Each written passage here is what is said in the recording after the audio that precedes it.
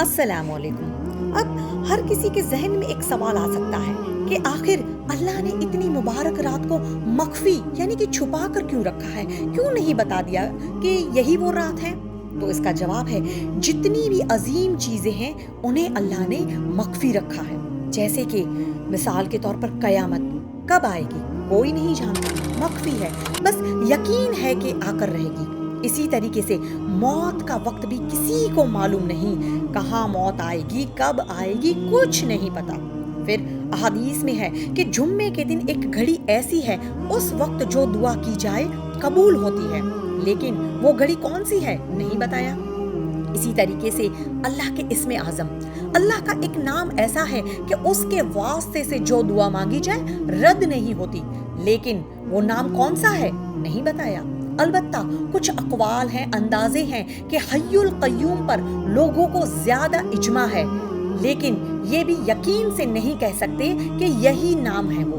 البتہ دیکھیں، اس میں بھی اللہ کی حکمت ہے کہ شب قدر کے حوالے سے اللہ اور اس کے رسول صلی اللہ علیہ وسلم کی طرف سے کسی رات کا تعین اس لیے نہیں کیا گیا کہ شب قدر کی فضیلت سے فیض اٹھانے کے شوق میں لوگ زیادہ سے زیادہ راتیں عبادت میں گزاریں اور کسی ایک رات پر اکتفا نہ کریں۔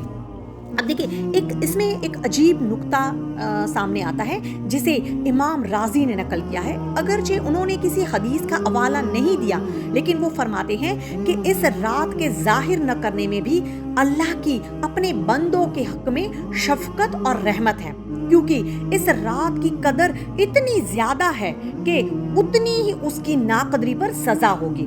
کہ اگر معلوم ہو جائے کہ یہی رات شب قدر ہے اور کوئی بندہ اس کی ناقدری کرے، اس رات کو اتنی اہمیت نہ دے، تو وہ اتنا ہی زیادہ عذاب کا حقدار ہوگا۔ اور انہوں نے اس کی تائید میں ایک واقعہ نقل کیا ہے کہ ایک بار حضور صلی اللہ علیہ وسلم اور حضرت علی رضی اللہ تعالی عنہ ایک روز مسجد میں داخل ہوئے۔ انہوں نے دیکھا کہ نماز کا وقت ہو چکا ہے اور ایک شخص جو ہے وہ سو رہا ہے، تو آپ نے حضرت علی سے کہا کہ اسے جگا دو تاکہ یہ نماز پڑھ لے۔ حضرت علی نے اسے جگا دیا، پھر واپس آ کر آپ صلی اللہ علیہ وسلم کی خدمت میں ایک سوال کیا کہ حضور، آپ تو خود نیکی کے کاموں میں بہت سبقت فرمانے والے ہیں، تو آپ نے اس کام کے لیے مجھے کیوں حکم کیا؟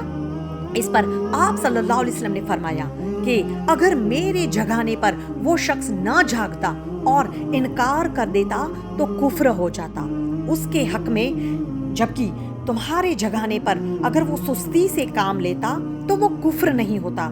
تو دیکھیں، یہ ایک فرق ہے کہ حضور صلی اللہ علیہ وسلم نے شفقت کے اعتبار سے اس شخص کو خود نہیں جگایا بلکہ حضرت علی سے کہا۔ تو اسی طرح اس رات کو ظاہر نہ کرنے میں بھی اللہ کی اپنے بندوں کے حق میں ایک شفقت اور رحمت ہے۔